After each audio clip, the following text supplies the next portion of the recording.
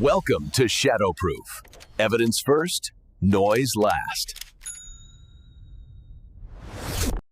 The transmission wasn't meant for human ears, but for something that walked after death. It started in a forgotten radio observatory, a rhythmic pulse echoing through cold, damp concrete halls that reeked of ozone and decay. The lone technician, Marcus, felt the air grow thick and heavy, a sticky pressure clinging to his skin as he traced the signal's origin. Every instinct screamed to shut it down, but the signal was a lure, pulling him deeper into the static. Then, the whispers began, not through the speakers, but in the space between the pulses, a dry, rustling like insect legs skittering inside the walls. They weren't words, but an impression.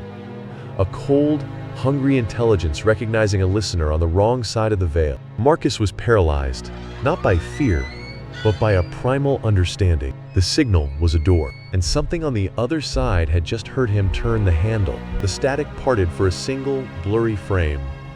A desolate main street under a sickly yellow sky. At the far end stood a figure, its shape indistinct and deeply wrong. Then the static swallowed everything again. For 40 years, engineers have picked up this same broadcast from a forgotten Nevada town. Governments have desperately tried to block its transmission. Linguists and cryptographers have spent sleepless nights, tearing their hair out in frustration. It defies all known patterns.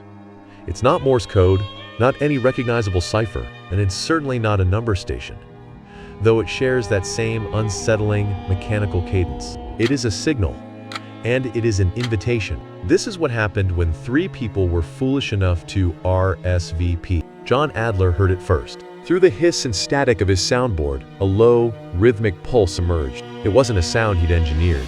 It was a presence, seeping into the room like a cold, metallic scent.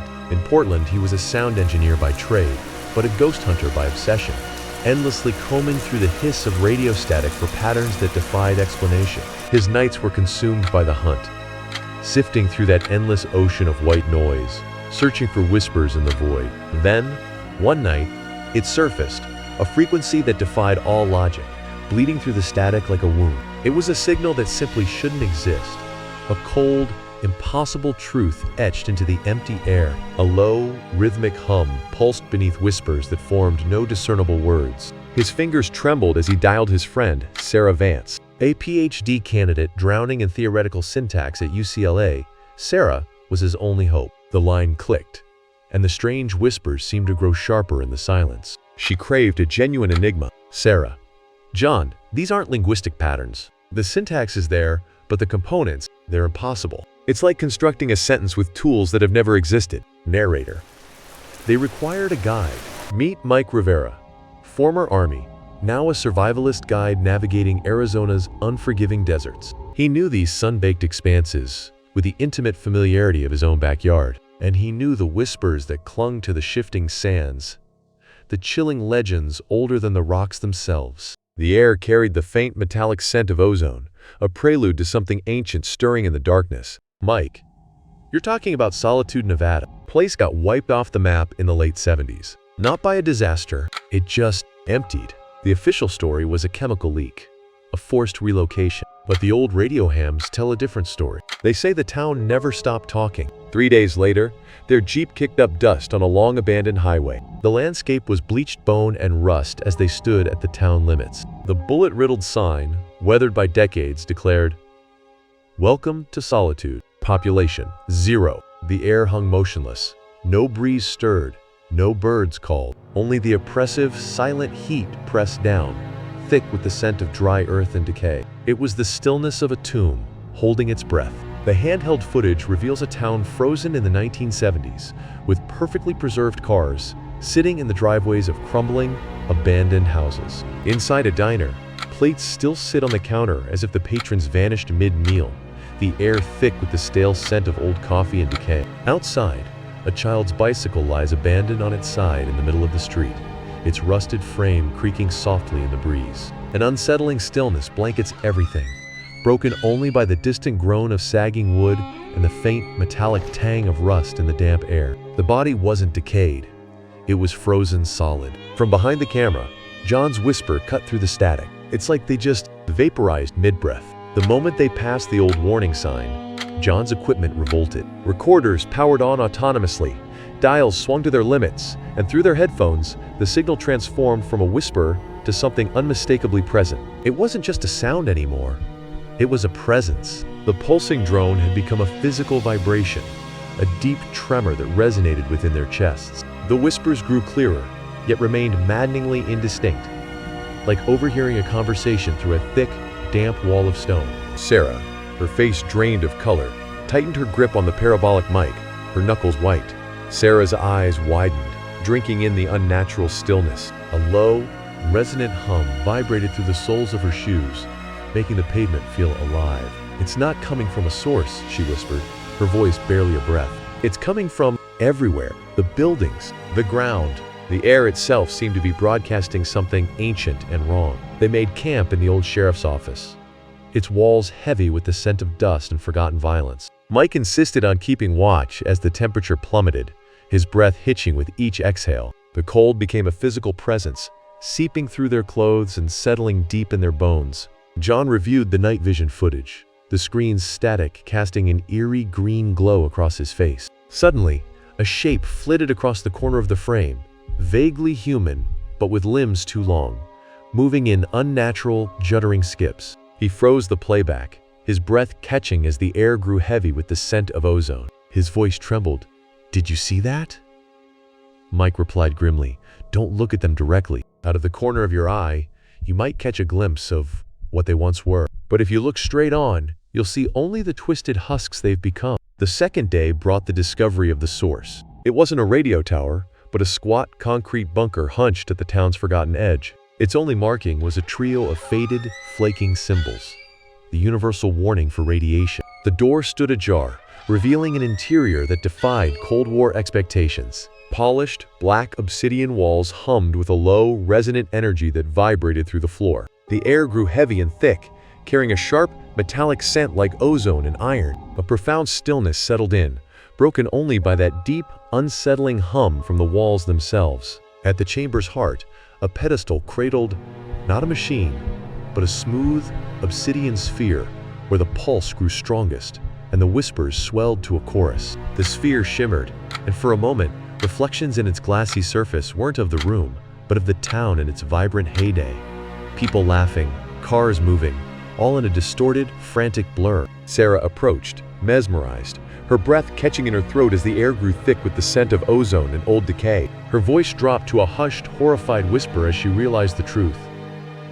"It's not a transmitter. It's a recorder. It's not transmitting a signal outward. It's replaying a single, horrific moment, elongated across 4 decades." John, against every instinct, connected a recorder directly to a port on the pedestal. The sphere's light flared violently, casting jagged shadows that seemed to writhe across the chamber walls. The air thickened with the scent of ozone and something faintly metallic, like old blood. A deafening cacophony erupted, a shriek of rending steel intertwined with 1,000 gasping human breaths. Then, an abrupt, suffocating quiet descended, thick with the scent of ozone and hot metal. From the speakers, a new voice emerged, calm, pleasant, and utterly horrifying. The air grew heavy, a palpable dread settling in the space between each perfectly enunciated word. The cheerful radio announcer's voice crackled through the static, tinny and unnervingly calm. "Remember, folks, there's no need for alarm." The instruction followed, coated in a metallic sweetness that left a taste of ozone and iron in the air.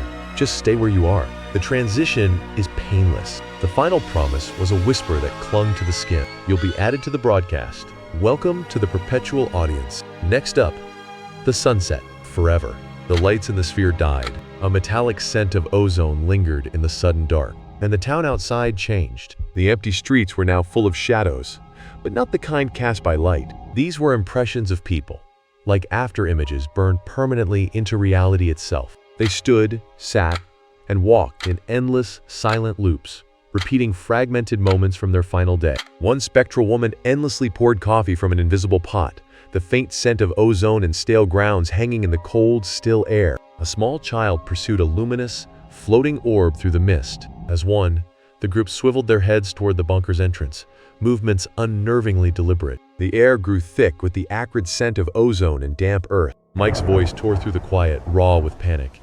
"You plugged us in, John. You made us part of the circuit. We're on the air." The shadows remained frozen, but the town itself begins to move. The geometry of the streets outside contorts and twists. Suddenly, the diner lurches closer to something unseen. The bicycle now rested against the exterior door, its presence an ominous punctuation to their escalating dread. The signal had vanished from their headphones, only to manifest internally. A grotesque echo of their own thoughts, warped and lagging a beat behind. Sarah clutched her head, her voice a raw whisper. "It's learning our language, using us to update the broadcast." Panic took hold. Stumbling, tripping over roots in the oppressive dark, they fled back toward the distant, fragile safety of the Jeep. The sky had turned that same sickly, static yellow from the hook, the air thick with the smell of ozone and old paper. They reached the Jeep, and Mike turned the key. The engine roared to life, then immediately began to emit the same pulsing, metallic drone as the signal. The headlights flickered, casting not illumination but shifting, indecipherable patterns across the desert. John glanced back towards Solitude, his breath hitching in his throat. The figures stood motionless at the town's limit, their dark forms just visible in the gloom. They made no move to follow, only watched. A stillness more unnerving than any pursuit. He waited, raising his camera in a final, desperate attempt. Through the viewfinder, their faces came into focus. Ordinary, smiling 1970s faces, but their eyes were screens, filled with that same endless, crawling static. A metallic, electric smell filled the air as John lowered the camera, his voice hollow with defeat. "We can't leave. We've locked onto the frequency now." Mike drove. For hours, the drone never left the Jeep's side. Above, the sickly yellow sky followed them, a constant, suffocating presence. Finally hitting a functioning highway and seeing other cars, they wept with overwhelming relief.